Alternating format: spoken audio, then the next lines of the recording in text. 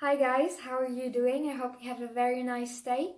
I'm Eva and I make YouTube videos about veganism and raw veganism.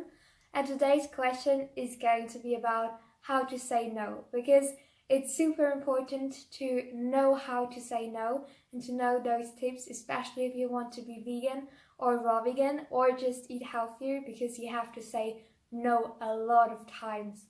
And yeah, the first tip that I can give you is to be 100% sure and to say no in 100% of the cases. Because if you're kind of flaky, like you say no sometimes and you say yes sometimes, in the end, people won't take you seriously. So you always have to remember you are an example to people and you train people to act. So if you, for example, say, okay, usually I don't want to, but okay, so you train people to keep forcing you and to keep asking you. But if you say, for example, no, I don't eat pasta, it's something that I just don't do, or if you say, I don't drink alcohol, it's just part of my identity, I don't drink.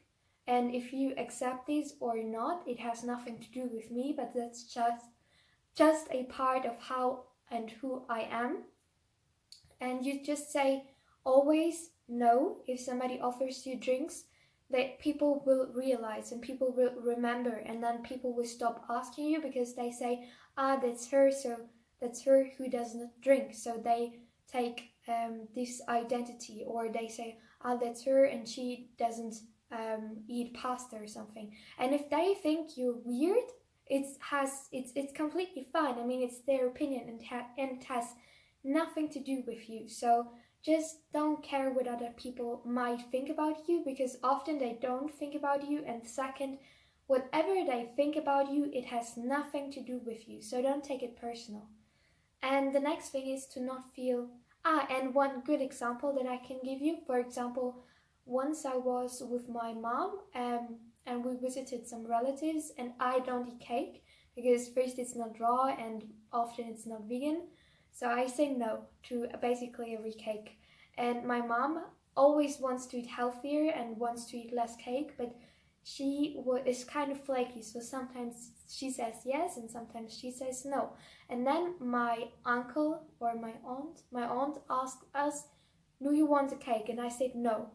Like, I'm vegan, I'm vegan. I said no. But my mom said, actually no, but because she was so flaky, my aunt of course asked her again and again and again, do you like the cake? And in the end, it was really like peer pressure for grown-ups.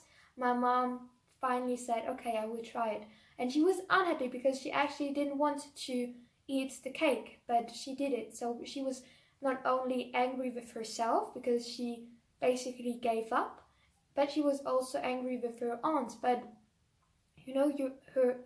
my aunt only reacted to her being so flaky. So that's just one example. And the next thing is to never feel guilty for saying no, because, for example, when somebody offered me like cookies that were vegan but not raw, I was just like, oh damn, I don't want to be special. I don't want to say no. I'm so sorry.